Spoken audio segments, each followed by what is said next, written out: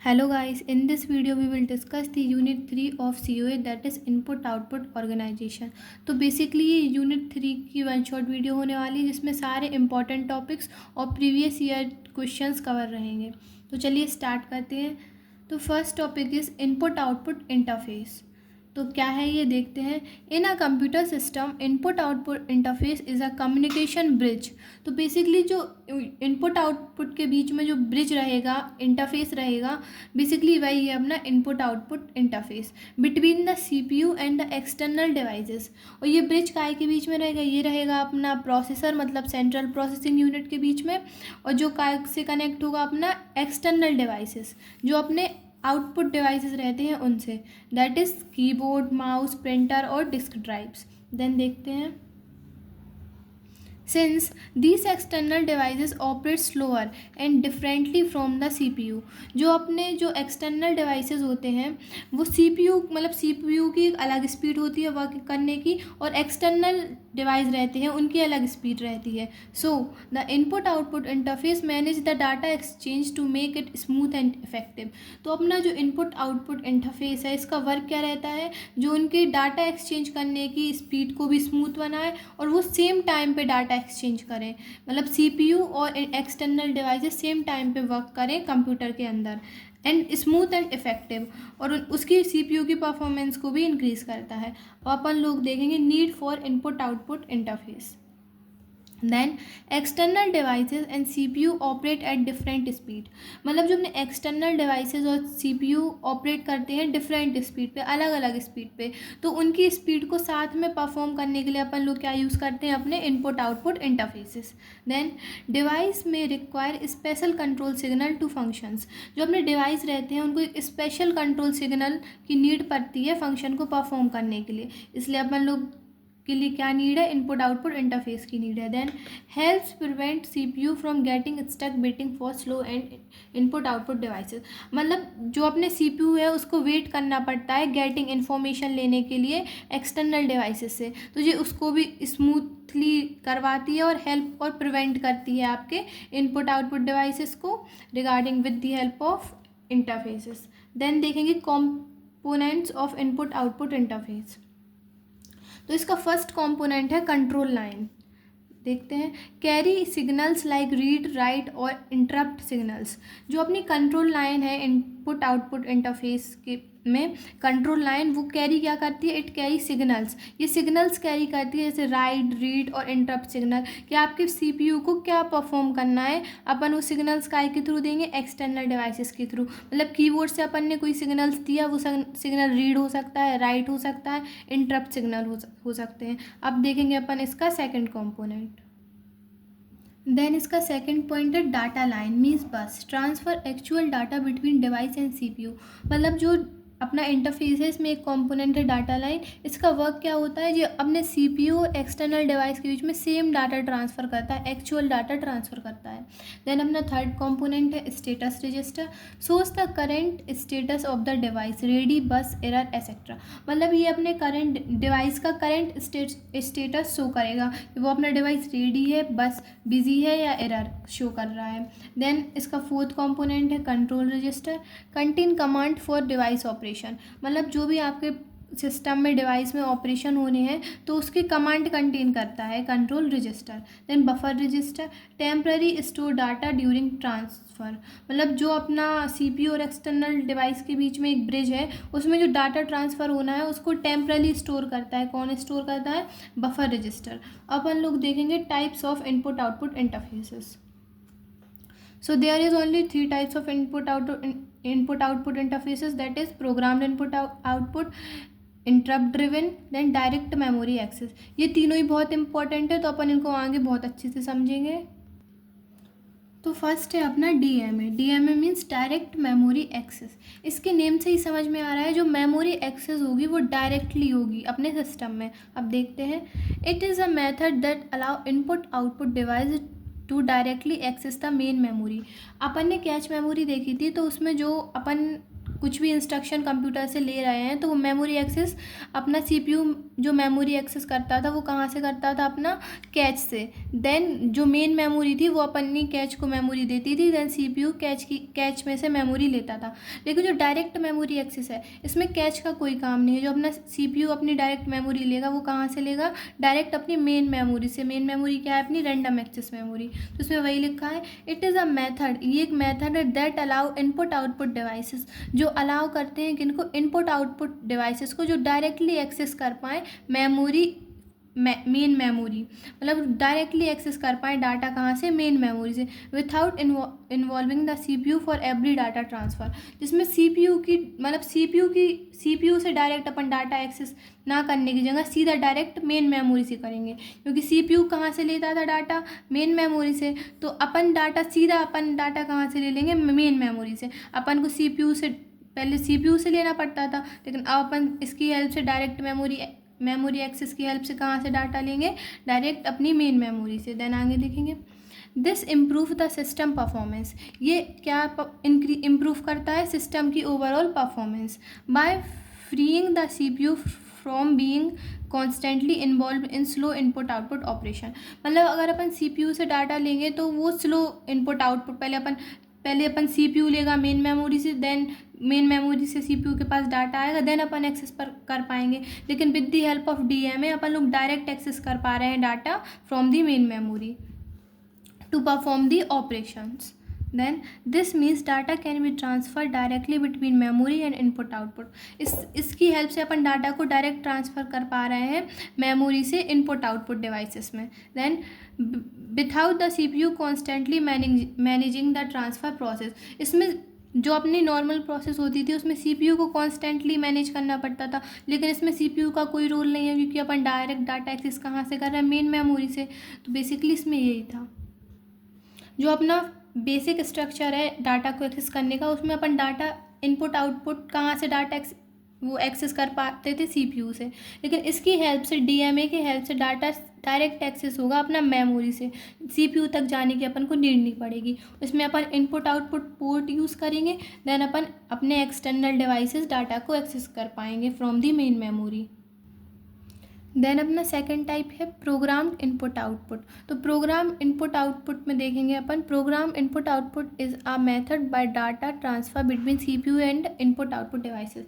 जो अपना डीएमए था वो डायरेक्ट डाटा एक्सेस कर रहा था मेमोरी से, लेकिन जो अपना प्रोग्राम इनपुट आउटपुट है ये डायरेक्टली डिपेंड काय पे रहेगा, सीपीयूज़ पे। डाटा लेने के लिए जो अपने एक्सटर्नल डिवाइसेस हैं, इनपुट आउटपुट डिवाइसेस हैं, वो डायरेक्टली अपने डिपेंड रहेंगे सीपीयू पे डाटा को एक्सेस करने के लिए और प्रोग्राम को एग्जीक्यूट करने के लिए। अब देखेंगे, where the CPU is directly और complete control the input output operation. इसमें जो सीपीयू है वो कंप्लीट कंट्रोल और डायरेक्टली कंट्रोल करेगा अपने इनपुट आउटपुट ऑपरेशंस को। क्या करेगा, सीपीयू।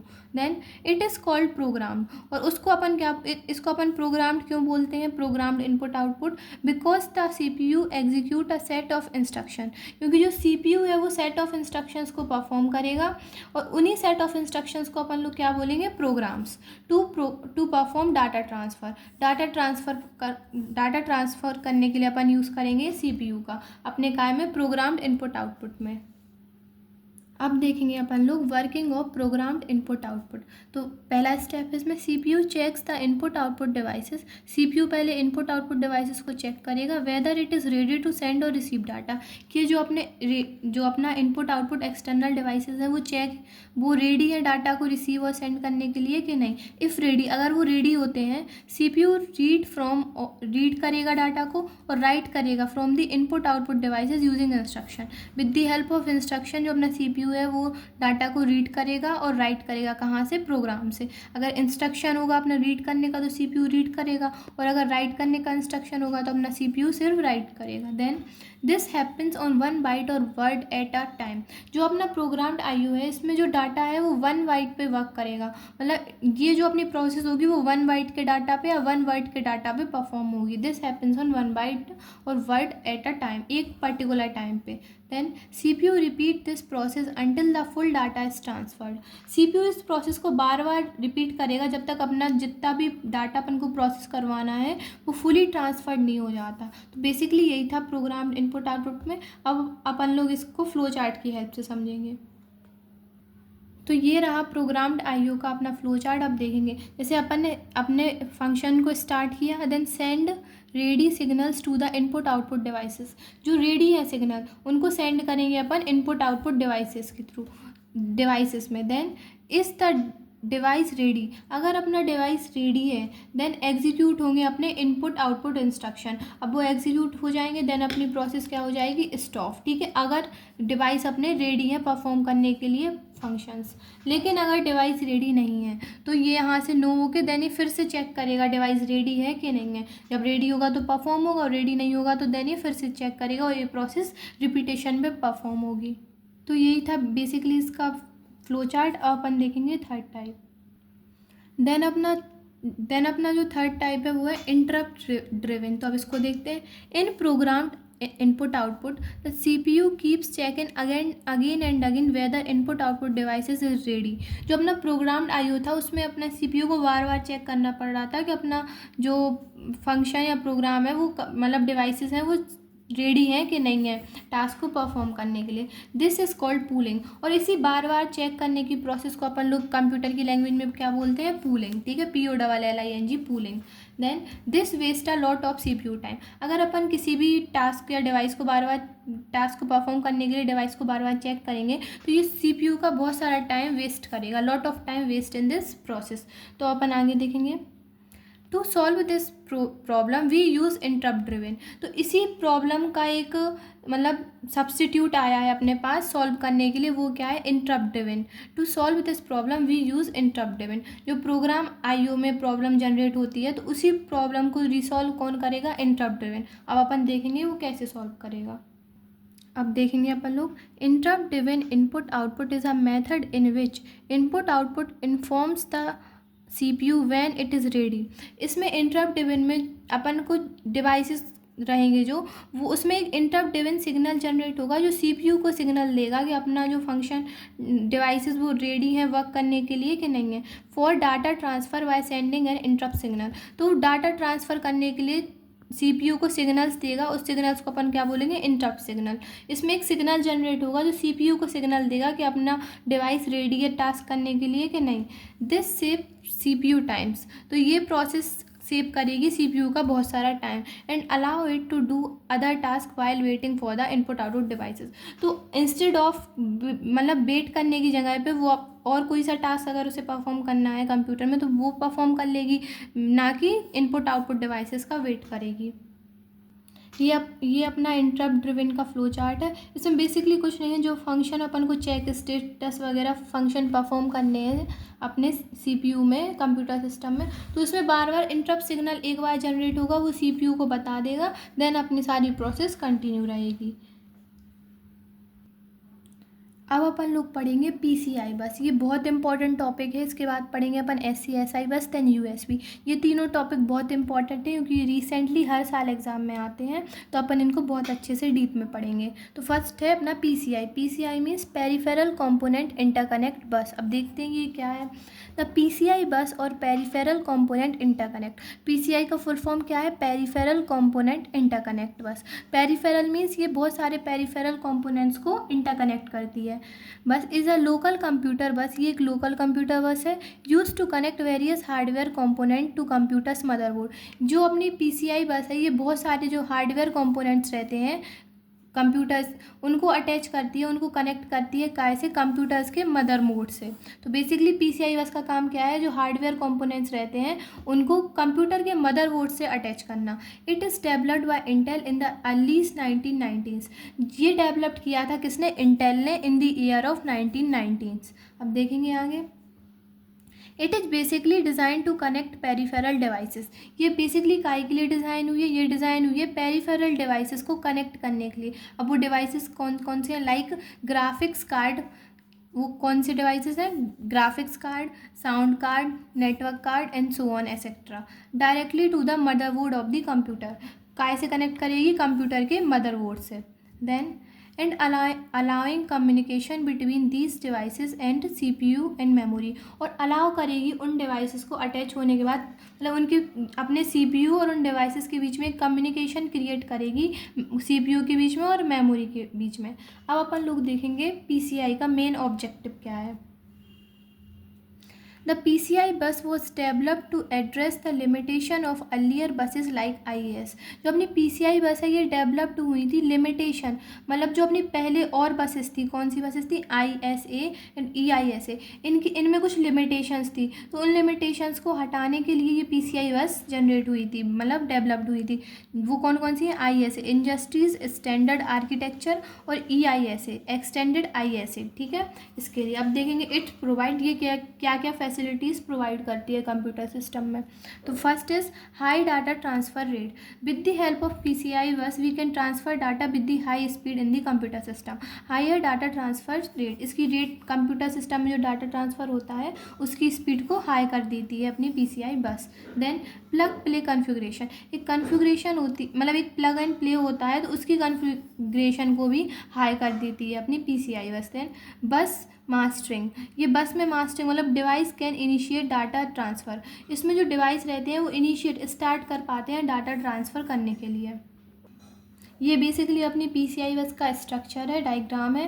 तो इसमें PCI लोकल बस अपनी अटैच है तो जो कंट्रोल करेगी ईथरनेट कंट्रोलर को, SCSI कंट्रोलर को, ग्राफिक्स वीडियो कंट्रोलर को, ये मतलब कंपोनेंट्स है, पेरिफेरल डिवाइसेस हैं। यही था अपना इसमें। अब अपन लोग पढ़ेंगे इसकी कॉन्फ़िगरेशन स्पेस।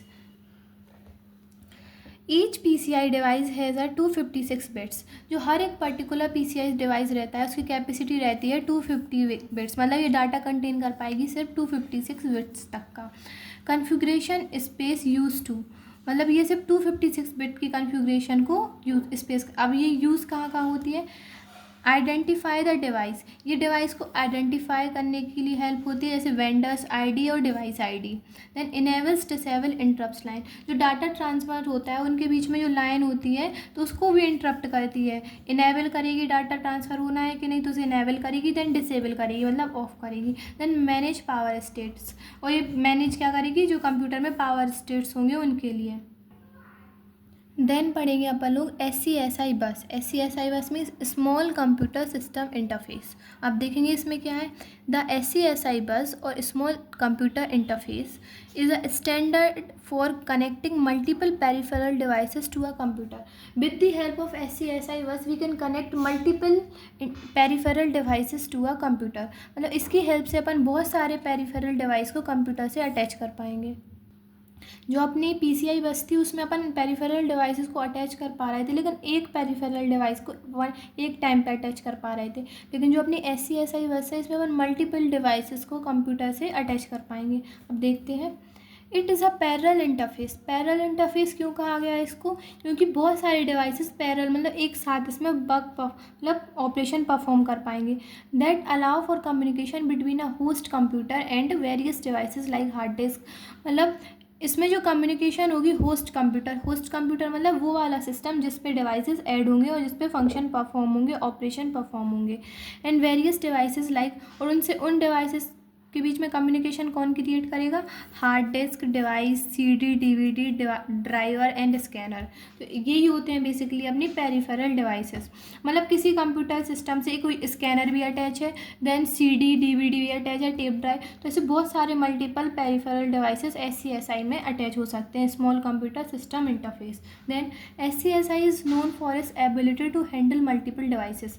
जो SCSI है ये क्यों फेमस है, ये फेमस है क्योंकि इसकी एबिलिटी है बहुत सारे डिवाइसेस को हैंडल करने की, एक पर्टिकुलर टाइम पे एक साथ बहुत सारे डिवाइसेस को ये अपने साथ अटैच कर सकती है efficiently and it's relatively high data transfer rate. अभी बहुत सारे जो डाटा ट्रांसफ़र डिवाइस रहते हैं उनको अटैच कर सकती है, तो इसकी जो रिलेटिवली डाटा ट्रांसफ़र रेट है वो भी क्या है, हाई डाटा ट्रांसफ़र रेट। इसकी डाटा ट्रांसफ़र करने की रेट भी बहुत हाई है। अब अपन लोग देखेंगे फीचर्स ऑफ SCSI। तो इसका फर्स्ट फीचर है पैरेलल इंटरफेस, मतलब ये जो डाटा ट्रांसफ़र होता है वो पैरेलल मतलब बहुत सारे डिवाइसेस में हो सकता है। SCSI use parallel communication, it is use parallel communication meaning multiple bits of data are transmitted simultaneously, मतलब बहुत सारा डाटा इसमें मल्टीपल बिट्स ऑफ डाटा मतलब बहुत सारी बिट्स ऑफ डाटा ट्रांसफ़र हो सकता है एक साथ simultaneously. Leading transfer speed compare to serial interface, मतलब इसकी जो स्पीड है वो कंपेयर सीरियल, जो मतलब सीरियल इंटरफेसेस होते हैं और ये अपना पैरेलल इंटरफेस है, तो as compare to serial interface इसकी जो डाटा ट्रांसफ़र करने की स्पीड है वो भी क्या है, बहुत हाई है। अब देखेंगे multiple devices. A single SCSI बस, एक सिंगल SCSI बस कैन सपोर्ट मल्टीपल डिवाइसेस। जो एक सिंगल SCSI बस है वो बहुत सारे मल्टीपल डिवाइसेस को सपोर्ट करती है, अपने साथ कम्युनिकेट मतलब डाटा शेयर करने में, कम्युनिकेशन में हेल्प करती है बहुत सारे डिवाइसेस को, जिससे बहुत सारा डाटा ट्रांसफ़र हो सके। Each identify bye a unique SCSI ID। बहुत सारी डिवाइसेस हैं तो उनकी एक यूनिक SCSI ID भी इसमें यूज़ होती है। Allowing for efficient use of resources, जिससे जो रिसोर्सेज है वो इफ़िशियंटली यूज़ हो सकें अपने कंप्यूटर सिस्टम में। देन इसका थर्ड फीचर क्या है, इनिशिएटर एंड टारगेट। अब इसको देखते हैं। कम्युनिकेशन ऑन SCSI बस इन्वॉल्व, जो अपनी कम्युनिकेशन होती है SCSI बस में वो इन्वॉल्व करती है एन इनिशिएटर, एक इनिशिएटर को इन्वॉल्व करती है। इनिशिएटर मतलब यूजुअली द होस्ट कंप्यूटर, एक ऐसा कंप्यूटर जिससे पेरिफेरल डिवाइस अटैच रहेंगे, उस कंप्यूटर सिस्टम को अपन लोग क्या बोलेंगे, होस्ट कंप्यूटर, ठीक है। एंड टारगेट, और इसमें क्या मतलब कम्युनिकेशन किसके बीच में होगा, इनिशियर और टारगेट के बीच में। तो जो अपना इनिशिएटर था वो था होस्ट कंप्यूटर, और टारगेट होंगे अपने पेरिफेरल डिवाइसेस लाइक अपने हार्ड डिस्क, CD, DVD वगैरह। The initiator send command and the target response, इसमें जो इनिशिएटर होगा वो कमांड को सेंड करेगा, देन टारगेट इसमें रिस्पॉन्स करेगा। आप एक ब्लॉक डायग्राम के हेल्प से समझते हैं।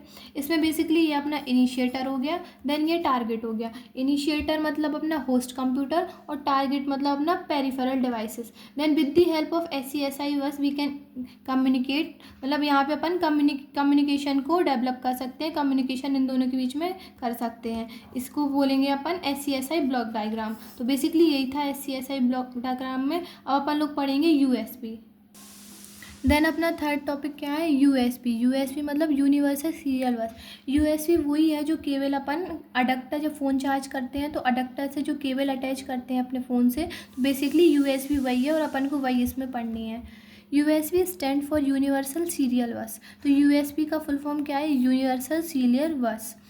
It is a standard for communication between devices and the host controller. तो अपना जो USB है ये भी कम्युनिकेशन क्रिएट करता है अपने डिवाइसेस में और होस्ट कंट्रोलर में। होस्ट कंट्रोलर मतलब usually a computer system. USB provide a common platform for connecting a wide range of peripheral to a host such as computer. जो USB है प्रोवाइड करता है कॉमन प्लेटफॉर्म, ये common platform provide करता है connecting a wide range of peripheral, मतलब wide बहुत सारे मतलब बड़े बड़े पेरिफेरल डिवाइसेस को अटैच करता है कंप्यूटर सिस्टम से टू अ होस्ट, मतलब computer system such as a computer.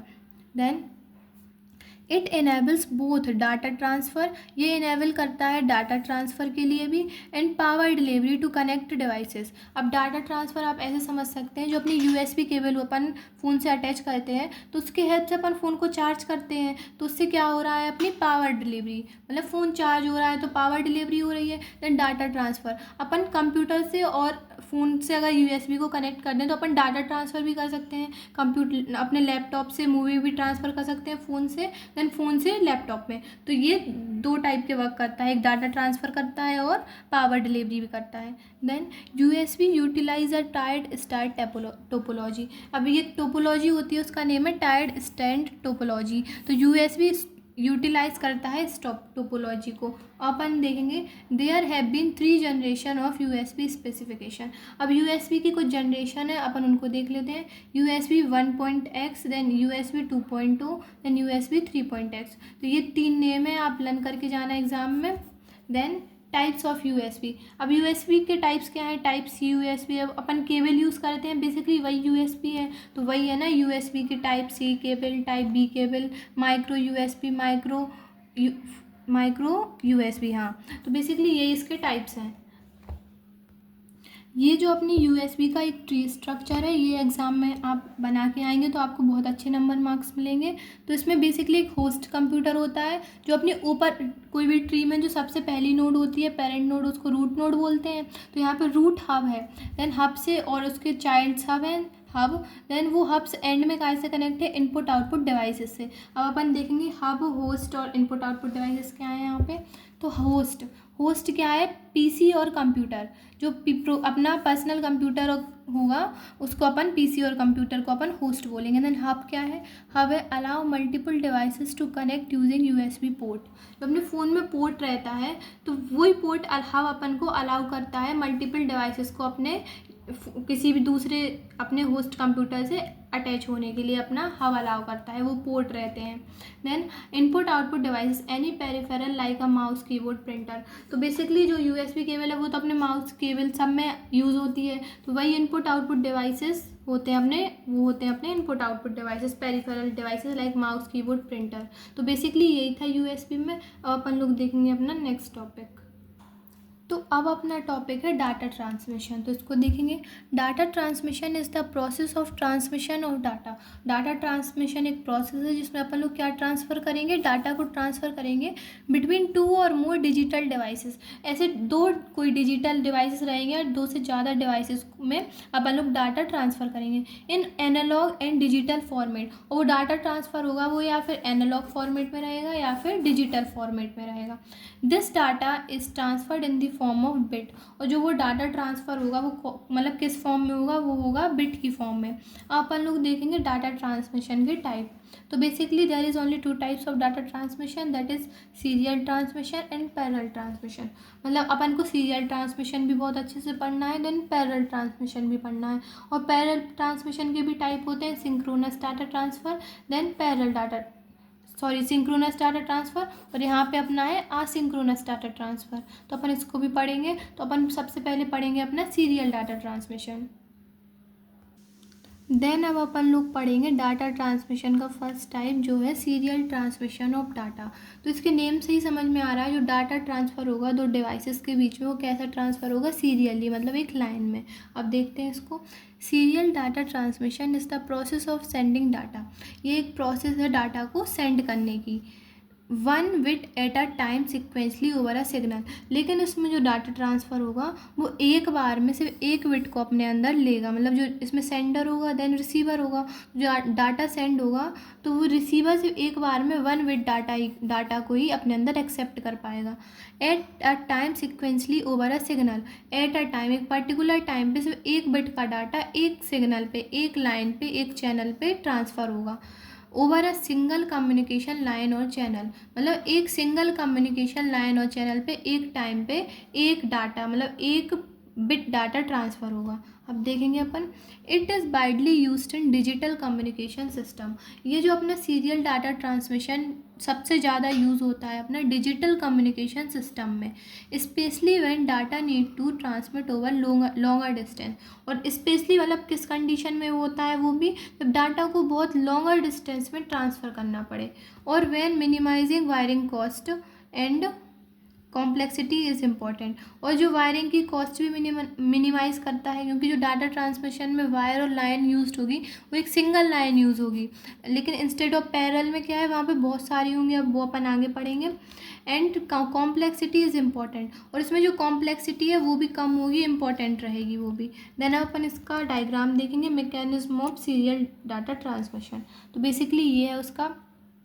तो इसमें जो डाटा ट्रांसफ़र हो रहा है वो बिट के फॉर्म में डाटा ट्रांसफ़र हो रहा है, कि एक अपना सेंडर है, ये रिसीवर है। अब आप ध्यान से समझना, इधर पे दोनों साइड पे क्या लगा है, सीरियल टू पैरेलल कन्वर्टर और पैरेलल टू सीरियल कन्वर्टर, ठीक है।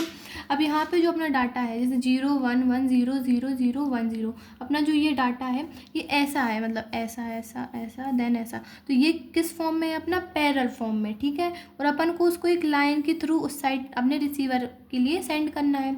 तो अब इस पैरेलल डाटा को अपन को सीरियल में कन्वर्ट करना पड़ेगा, क्योंकि जो ये अपना सीरियल डाटा कन्वर्जन है तो डाटा ट्रांसफ़र भी अपना सीरियल फॉर्म में होगा। तो अपन इस पैरेलल डाटा को यहाँ पे सीरियल में कन्वर्ट करेंगे। तो यहाँ पे अपना क्या अटैच रहेगा, एक सीरियल टू पैरेलल कन्वर्टर, ठीक है। अब ये डाटा जो अपना पैरेलल में था ये सीरियल में कन्वर्ट होकर इधर से गया, तो ये डाटा अपना यहाँ मूव हो रहा। अब डाटा यहाँ मूव हो रहा तो अब इस डाटा को पैरेलल फॉर्म में, हुई जो रिसीवर है वो पैरेलल में डाटा को लेगा। तो बेसिकली जो डाटा अपना यहाँ सीरियल से था तो इधर पे वो पैरेलल में कन्वर्ट होगा। तो इधर पे क्या लगेगा अपना, सीरियल टू पैरेलल कन्वर्ट होगा, मतलब सीरियल से पैरेलल में कन्वर्ट होगा। तो बेसिकली यही था अपना मैकेनिज्म ऑफ सीरियल ट्रांसमिशन। अब अपन लोग देखेंगे advantage of serial data transfer. तो इसका फर्स्ट है कॉस्ट अफेक्टिव। ये कॉस्ट अफेक्टिव क्यों है? क्योंकि इसमें जो लाइन और वायर यूज़ हो रहा है डाटा ट्रांसफ़र करने के लिए वो फ्यू है, मतलब वो बेसिकली एक लाइन और एक सिग्नल वायर अपना यूज़ हो रहा है, इसलिए कॉस्ट अफेक्टिव है। Less cross talk and electromagnetic interference. अब इसमें क्रॉस टॉक मतलब अगर इसमें पैरेलल होता तो बहुत सारी लाइन्स रहती तो वो आपस में भी ऐसे ऐसे क्रॉस हो सकती थी, लेकिन इसमें सिर्फ एक लाइन है, तो जो अपना मतलब डाटा जो कम्युनिकेट हो रहा है उसमें क्रॉस टॉक होने की भी पॉसिबिलिटीज़ नहीं है। Then ideal for long distance communication. ये बेसिकली आइडियल काय के लिए सबसे ज़्यादा यूज़फुल है लॉन्ग डिस्टेंस कम्युनिकेशन के लिए। Then compact connector. इसमें कॉम्पैक्ट कनेक्टर है लाइक यूएसबी, मतलब यूएसबी से अपन जैसे डाटा ट्रांसफ़र करते हैं। देन देखेंगे अपन इसके disadvantages. Slower then parallel transmission. इसमें ये स्लोअर है पैरेलल ट्रांसमिशन से। क्यों? क्योंकि इसमें एक पर्टिकुलर टाइम पे सिर्फ एक बिट का डाटा ट्रांसफ़र होगा, लेकिन पैरेलल ट्रांसमिशन में क्या होगा? पैरेलल ट्रांसमिशन में बहुत सारी बिट एक साथ सेंडर टू रिसीवर ट्रांसफ़र हो पाएंगे, कम्युनिकेशन हो पाएगा। Require conversion between serial and parallel at the both and. आपने जो मैकेनिज्म में देखा था उसमें दोनों साइड कन्वर्टर लगे थे, parallel to serial then serial to parallel. तो इसमें रिक्वायर अपन को कन्वर्जन भी करना पड़ेगा, तो अपन को कन्वर्टर की भी नीड पड़ेगी। तो बेसिकली यही थे इसके डिसएडवांटेजेस। देन अपना जो सेकंड टाइप है वो क्या है? Parallel data transmission. तो इसको देखेंगे, इसके नेम से समझ के आ रहा है पैरेलल, जो डाटा ट्रांसफ़र होगा वो पैरेलल होगा। सीरियल में जो डाटा ट्रांसफ़र हुआ था वो एक लाइन में हुआ था, लेकिन पैरेलल में क्या होगा? बहुत सारी लाइंस पे डाटा ट्रांसफ़र होगा through the sender to receiver. Then अपन देखेंगे parallel data transfer is a method of data communication. मतलब जो पैरेलल डाटा ट्रांसफ़र है एक मेथड है डाटा को कम्युनिकेट करने का between the sender and receiver, in which multiple bits are sent simultaneously. इसमें बहुत सारी बिट्स, मल्टीपल बिट्स मतलब मल्टीपल बिट्स रहेंगी वो यहाँ से वहाँ ट्रांसफ़र हो पाएंगी इन पैरेलल डाटा ट्रांसमिशन में। लेकिन अपने जो सीरियल डाटा ट्रांसफ़र था उसमें सिर्फ एक बिट ट्रांसफ़र हो रही थी, लेकिन उसमें बहुत सारी बिट एक पर्टिकुलर टाइम पे ट्रांसफ़र हो पाएंगी ओवर मल्टीपल डाटा लाइंस और चैनल्स। और वो किसके थ्रू ट्रांसफ़र हो पाएंगी? With the help of data lines और चैनल्स। अब देखेंगे आगे। Each bit of the data byte or word is transmitted at the same time using separate wire for each bits। इसमें जो बिट्स रहेंगी और वो हर पर्टिकुलर बिट के लिए एक वायर और एक चैनल रहेगा, जिससे ईच बिट और डाटा टाइप है वो ट्रांसफ़र हो सके सेम टाइम पे। मतलब आप ऐसे समझिए बहुत सारे चैनल्स हैं, तो हर चैनल एक बिट को कंटेन करके जा रहा है, और ये चैनल है जो यहाँ से यहाँ सेम टाइम पे सारी बिट्स मूव हो रही हैं। तो डाटा ट्रांसफ़र जब अपना रिसीवर के पास डाटा जाएगा वो डाटा भी सेम टाइम पे जाएगा। तो बेसिकली यही था। सपोज़ अपन एग्जाम्पल की हेल्प से समझेंगे। Suppose we want to send the 8 bit binary number. अपन को यहाँ पे 8 बिट बाइनरी नंबर ट्रांसफ़र करना है, ठीक है, सेंडर से लेके रिसीवर तक। Then parallel transmission sends all 8 bit. मतलब जो अपना पैरेलल ट्रांसमिशन था उसने सारी 8 बिट्स को ट्रांसफ़र कर दिया यूजिंग 8 लाइन। इसमें अपन 8 लाइन का यूज़ करेंगे। तो पैरेलल ट्रांसमिशन में हर बिट एक पर्टिकुलर लाइन कंटेन करेगी। तो मान लिया अपन के पास 8 बिट्स 8 बाइनरी नंबर है जिनको अपन को ट्रांसफ़र करना है। तो देखेंगे, और हर बिट जो अपनी 8 बिट है वो कितनी लाइन कंटेन करेंगी? 8 लाइन्स कंटेन करेंगी डाटा को ट्रांसफ़र करने के लिए। Each line transmit 1 bit simultaneously इन 1 क्लॉक साइकिल। मतलब एक क्लॉक साइकिल में ये सारी बिट सेंडर से रिसीवर तक पहुंच जाएंगी, और हर बिट एक पर्टिकुलर लाइन कंटेन करेगी, और डाटा सारा कैसे जाएगा? साइमल्टेनियसली, मतलब सारा डाटा साथ में जाएगा। अब देखेंगे अपन डायग्राम की हेल्प से समझेंगे। तो ये अपना सेंडर है, देन ये अपना रिसीवर है। इसमें अपने पास 8 बिट्स हैं, तो अपने पास 8 लाइन्स हो गई, ठीक है। तो ये रिप्रेजेंट कर रहा है अपनी लाइन्स, और ये है the 8 bit are send together. तो 8 बिट सेंडर से कहाँ जा रही हैं? अपनी रिसीवर में। तो बेसिकली यही था पैरेलल डाटा ट्रांसफ़र। अगर अपन पैरेलल डाटा ट्रांसमिशन का यूज़ करेंगे तो अपना डाटा है वो साथ में जाएगा, तो इससे अपना टाइम भी बचेगा और ये परफॉर्मेंस भी इंक्रीज़ करेगा। अब अपन लोग पढ़ेंगे एक छोटा सा टॉपिक, वो है हैंड शेकिंग। तो चलिए उसे भी देखते हैं। तो अब अपना टॉपिक है हैंड शेकिंग। हैंड शेकिंग भी रिसेंटली आया है शॉर्ट टाइप आंसर में एग्जाम में, तो अब इसको भी देखेंगे। Hand shaking is the communication protocol. ये क्या है? कम्युनिकेशन प्रोटोकॉल है, एक रूल है, ठीक है। Use to coordinate data transfer between the two devices. जो डाटा ट्रांसफ़र करते हैं अपन लोग किसी भी टू डिवाइसेस में, तो with the help of hand shaking upon coordinate कर पाते हैं उन डिवाइसेस के बीच में, like CPU and input output devices. तो अपने वो डिवाइसेस कैसे हो गए? मान लीजिए कि अपने पास दो डिवाइसेस हैं, एक CPU है और इनपुट आउटपुट डिवाइसेस, क्योंकि अपन इन्हीं के बीच में डाटा ट्रांसफ़र कर पाते हैं। So that they send and receive data correctly and safely. तो with the help of handshaking we can अपन हेल्प मतलब डाटा को कैसे ट्रांसफ़र कर पाएंगे? सेफली और करेक्ट डाटा को ट्रांसफ़र कर पाएंगे हैंड शेकिंग की हेल्प से, क्योंकि ये डाटा को कोऑर्डिनेट, जो अपने डिवाइसेस रहेंगे उनको कोऑर्डिनेशन क्रिएट करेगा। तो उस कोऑर्डिनेशन की हेल्प से अपन डाटा को ईजिली और सेफली रिसीव कर पाएंगे और सेंड कर पाएंगे in the devices. Then it ensure that, अब ये क्या इंश्योर करता है? Data is send only when the receiver is ready. इसमें डाटा कब सेंड होगा? इसमें डाटा जब सेंड होगा जब रिसीवर भी एग्री करेगा कि हमें डाटा चाहिए है, ठीक है। तो ये क्या दिखा रहा है? ये दिखा रहा है बेसिकली दोनों डिवाइसेस के बीच में कोऑर्डिनेशन, क्योंकि इसमें रिसीवर और सेंडर दोनों कोऑर्डिनेट करके अब वर्क करेंगे, डाटा लेंगे। तो अगर रिसीवर को डाटा चाहिए है तब वो रेडी है रिसीवर, तभी सेंडर डाटा को सेंड करेगा। तो यही बेसिकली इसका कोऑर्डिनेशन शो करता है अपना handshaking. Then both sender and receiver agree on timing, मतलब and status before transferring data. इसमें हैंड रिसीवर और सेंडर दोनों एक पर्टिकुलर टाइम पे एग्री होना चाहिए डाटा को सेंड एंड रिसीव करने के लिए, और ये मतलब उनका जो स्टेटस है डाटा ट्रांसफ़र करने का, तो डाटा ट्रांसफ़र होने के पहले ही वो अपना पर्टिकुलर टाइमिंग बताएंगे कि हमें इस टाइम पे हम डाटा ले सकते हैं और नहीं ले सकते हैं। तो बेसिकली यही था अपना हैंड शेकिंग, और इसमें अपन ने मतलब जो अपना यूनिट 3 का 1 शॉट है यहीं पर ख़त्म होता है, और अपन ने सारे इंपॉर्टेंट टॉपिक्स बेसिकली क्लियर कर लिए हैं। तो आई होप सारे टॉपिक अच्छे से समझ आए होंगे। Thank you guys.